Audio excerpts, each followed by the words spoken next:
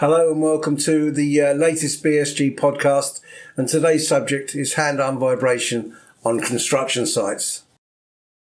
So what we're going to be looking at is what is hand-arm vibration, the health risks associated with hand-arm vibration, some of the statistics surrounding hand-arm vibration, the legislation, how to measure exposure to vibration, how to review the risk assessment, and then a little bit about BSG.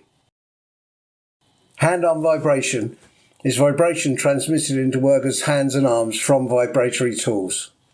This can come from the use of handheld power tools, such as grinders or road breakers, hand-guided equipment such as powered lawnmowers or pedestrian-controlled floor saws, or by holding materials being worked by hand-fed machines such as pedestal grinders or forge hammers.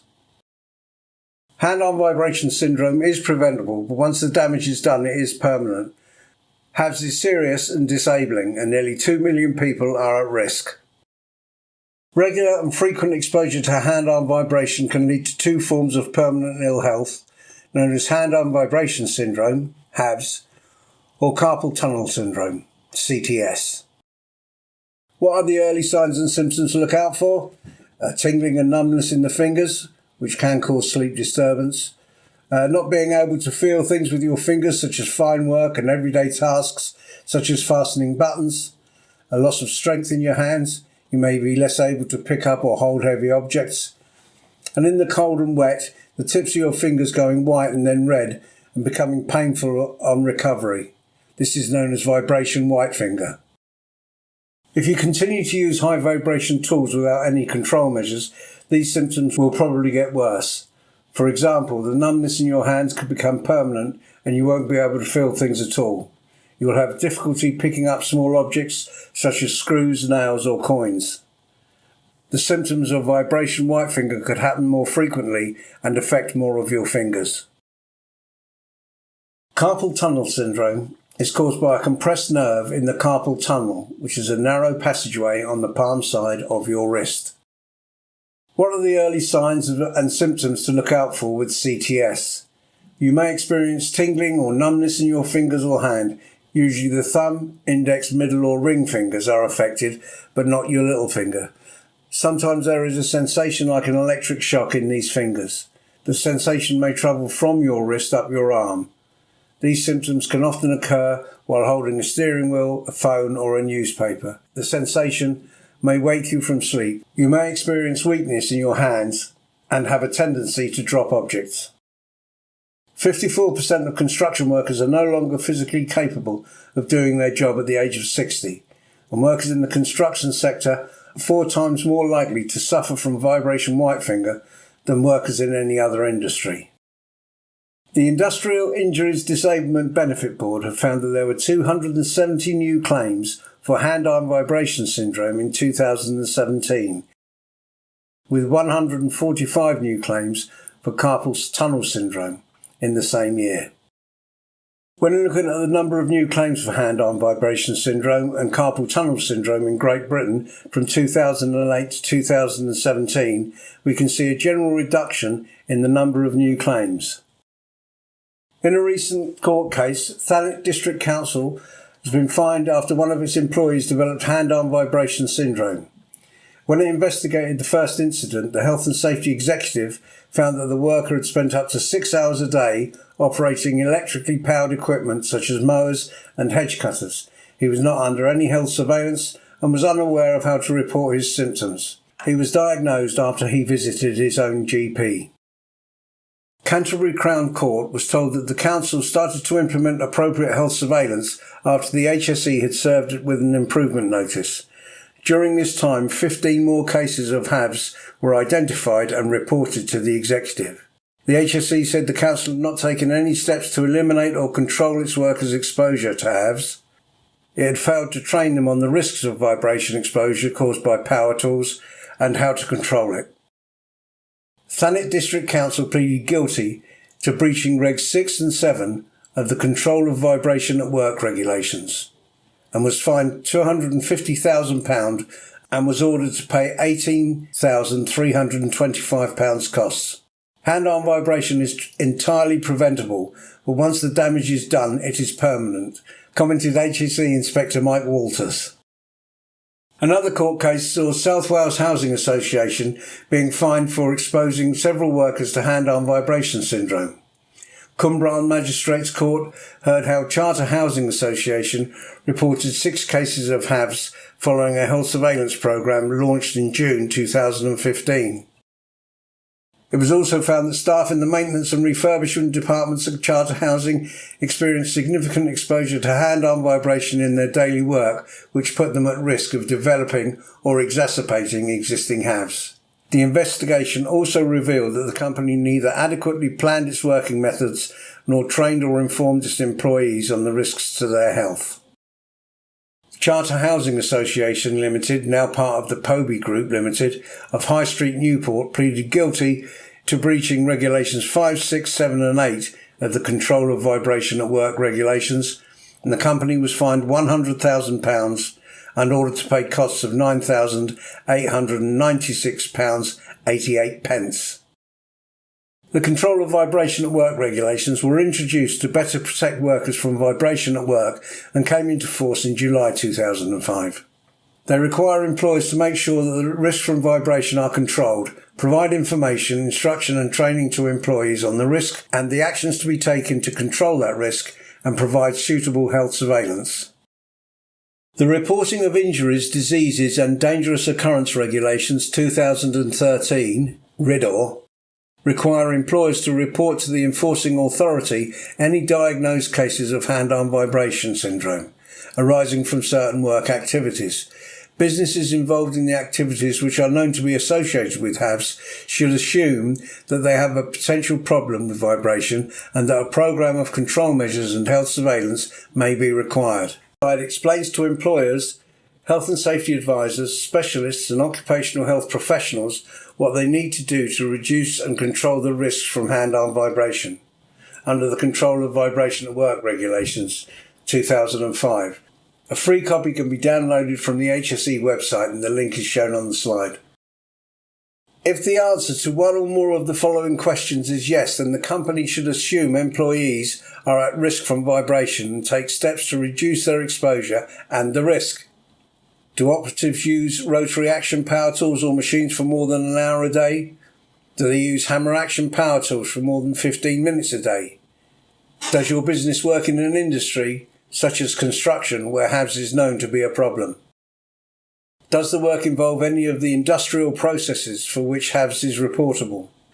Do any of the equipment suppliers to the company warn of the vibration risk? Are any operatives showing symptoms of HAVs? Manufacturers and suppliers have duties under the Supply of Machinery Safety Regulations to provide health and safety information in equipment handbooks. They also have a duty to list the vibration emission in literature describing the equipment's performance.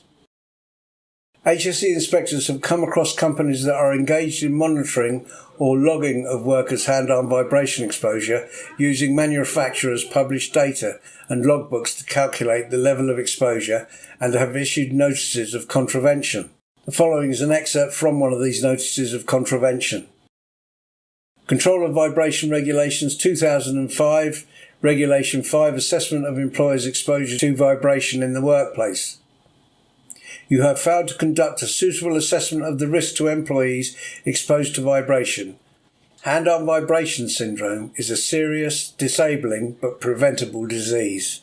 You have provided us with copies of your risk assessments for the exposure to vibration when using hand tools. The assessments refer to manufacturer-published vibration magnitude data. However, this data is often unreliable and does not reflect the way in which the tool is used and could therefore lead to an inaccurate calculation of exposure. On the HSE's website you can find tables of vibration magnitude data which has been measured by the HSE in real-life situations. For instance, in these tables the magnitude data for an orbital sander is 9 meters per second squared, whereas your assessment references 2 to 5 meters per second squared as manufacturers' published data. This could create a significant change in whether you are close to or exceeding the exposure limit value. For instance, an orbital sander used for 30 minutes would create 81 points, resulting in a likelihood that the exposure limit value would be reached or achieved. Your current assessment of the use of the DeWalt router used for 4 hours with a magnitude data of 3.1 meters per second squared would indicate that the exposure limit value will be achieved or exceeded using the Ready Reckoner table on the HSE's website. There is no legal requirement for continual monitoring and recording of vibration exposure. To do so is not considered a good use of time unless there are very specific circumstances. What must be done is decide what workers' exposure is likely to be as a part of a vibration risk assessment. There are 5 basic steps to assessing the risks from HAVs whilst at work. Step 1. Look to see whether you have a vibration problem to manage. For instance, whether HAVs is likely to be a significant hazard within your workplace. Step 2. Identify all the workers likely to be exposed. Step 3. Evaluate the risks arising from the vibration, estimate daily vibration exposures and identify appropriate further actions to control the risk. Step 4. Record your findings. And Step 5. Review the assessment and revise it as required. A period of monitoring to understand how long workers use particular tools in a typical day or week may be necessary if it helps to do the risk assessment. Once you know enough about the work to say what the exposure is likely to be and whether it is likely to exceed either the exposure action or exposure limit values, your focus can shift to investigating and taking practical steps to reduce the exposure and the risks. Take positive action to reduce the exposure and the risks. For instance, change the work process to avoid the need to use hand tools, modify the work to improve ergonomics, change to better tools with lower vibration values and good ergonomic design, maintain and look after the tools and consumables and train your workers. Make sure the action you take results in real changes and monitor your systems and make sure work instructions are being followed. Don't forget health surveillance for workers at risk to pick up early signs of ill health. Just because a worker's exposure is below the limit, it doesn't mean that you have complied with the law or have done enough to protect a worker's health. A fundamental requirement under the regulations is that exposure is reduced to as low as is reasonably practicable. If your worker's exposure is regularly reaching the exposure limit value, then you should be looking at doing the work in a different way. Restricting exposure to just below the exposure limit value will still result in many workers developing hand-arm vibration syndrome. If there are particular workers who, after following medical advice, have restrictions placed on their vibration exposure, then it would be sensible to have a system in place to make sure that that restricted level is not being exceeded. Although this does not have to be through ongoing monitoring, another example might be for emergency work involving vibration exposure. Your insurance company should be able to tell you why it expects you to make and keep exposure records. There is no legal requirement on continual monitoring, and the HSE does not advise it on a routine basis. Your insurance company will rightly be concerned about its liability should your workers develop ill health. You can identify your steps taken to minimise the risks and prevent ill health by means of your risk assessment and evidence of the practical actions you are taking. There are various tool timers and vibration meters on the market, and there is nothing wrong with using these devices. It's just that there is not generally a need for one to be issued to every worker or attached to every tool. As we stated earlier, continual monitoring and recording of vibration exposure is not a requirement of the regulations, nor does the HSE advise that it is a sensible thing to do on a routine basis.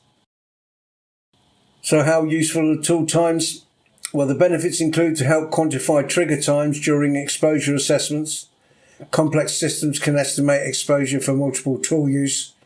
They can be used to audit success of planned controls and keeping a record of likely exposure. Disadvantages include vibration sensors do not measure the vibration, just the time the tool is powered up. An estimate of vibration is based on a pre-programmed value of vibration emission. Even a complex system will only work if all tools are programmed into it and all tool users comply with the instructions for use. Exposure is more sensitive to vibration magnitude than duration of use, discouraging adequate planning for exposures to be as low as is reasonably practicable, and capturing exposures for multi-tool users. It's worth noting that some devices that are sold as vibration meters do not measure the vibration exposure of workers or the vibration magnitude needed to estimate exposures. They may only measure the amount of time that a tool is being used, so really similar to a stopwatch. Any system used to determine risk from hand-on vibration should be based on either an exposure in meters per second squared on an 8-hour average or exposure point. Hand-on vibration measurements should be made with the transducer firmly attached to the vibrating surface.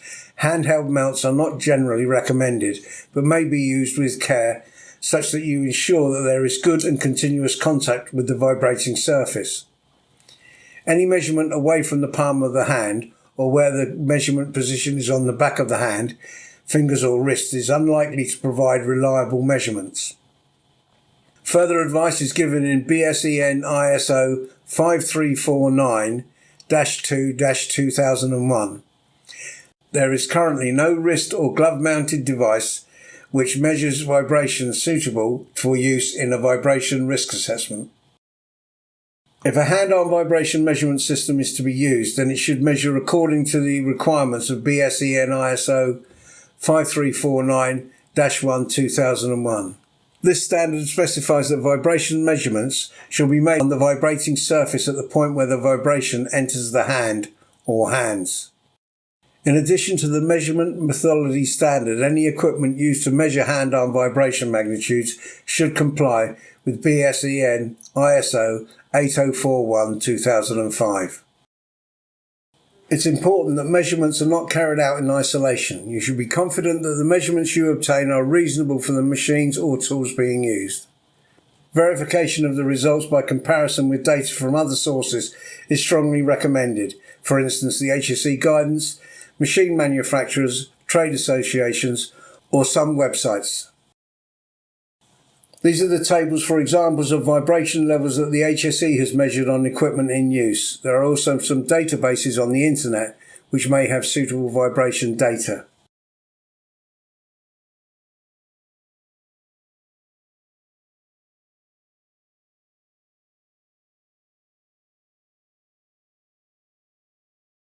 The location of a time monitoring system can be on or off the tool as long as the following criteria can be achieved: that it is capable of logging all the time each tool is in use and the individual's tool vibration exposure. The system estimates vibration exposure using vibration magnitude data from a reliable source that gives representative data of the tool, handle or workpiece in use. The factors which govern a person's daily vibration exposure are the magnitude, level of vibration, and the length of time the person is exposed to it. The greater the magnitude and or the longer the duration of exposure, the greater the person's vibration exposure will be. Other characteristics of the vibration, such as the frequency, may also affect the risk. These are dependent on how the equipment operates. For instance, hammer action tools and rotary action tools have very different vibration characteristics. The pattern of work may also be relevant. For instance, intermittent exposures may indicate a lower risk than a long, uninterrupted exposure. Measurement of vibration requires specific competency, including training in how to use specialized measuring equipment and a good understanding of these regulations and the factors which can lead to an inaccurate and misleading measurement. You could arrange for you or one of your staff to undergo training in HAV measurement and assessment, or you could employ a contractor with suitable qualifications and experience and an understanding of these regulations. The HSE has published a ready reckoner for calculating daily exposures. All you need is the vibration magnitude and exposure time, and the ready reckoner covers a range of vibration magnitudes from up to 40 meters per second squared and a range of exposure times up to 10 hours. The exposures for different combinations of vibration magnitude and exposure time are given in exposure points instead of values in meters per second squared. You may find the exposure points easier to work with than the average 8-hour values. Exposure points change simply with time, twice the exposure time, twice the number of points. Exposure points can be added together, for example, where a worker is exposed to 2 or more different sources of vibration in a day. And the exposure action value of 2.5 meters per second squared is equal to 100 points. And the exposure limit value of 5 meters per second squared is equal to 400 points. The risk assessment should be reviewed when you identify any changes in availability or suitability of equipment or in work processes likely to offer reduced vibration exposure, or if you have any doubt about the effectiveness of the controls implemented. In any case, you should review your risk assessment at least every 3 years, but you may wish to review it sooner if A. the level of risk is high, B. there is doubt that your control measures remain effective, or C. there is a likelihood of better work methods or equipment becoming available. The action plan produced by your vibration risk assessment should describe a program of control measures and your plans to put it into action with realistic timescales. Such a program is required when your vibration assessment shows that any of your employees are likely to be exposed above the exposure action value. Health surveillance is not appropriate for individuals whose daily exposures exceed the exposure action value only on rare occasions, and where the risk assessment identifies that the risk of ill health is consequently very low. So a little bit about the background of the Building Safety Group. We were established in 1965 and we're the largest construction safety group operating throughout mainland UK. We are a not-for-profit organisation that is owned by our members for the benefit of our members, and we are recognised by the HSE. We currently have an impressive 800 member companies with our team of highly qualified safety advisors delivering over 20,000 site inspections every year, and 10,000 people attend our training courses every year, which are also held throughout the UK. I hope you found today's podcast informative and of interest. We'll speak to you again very soon.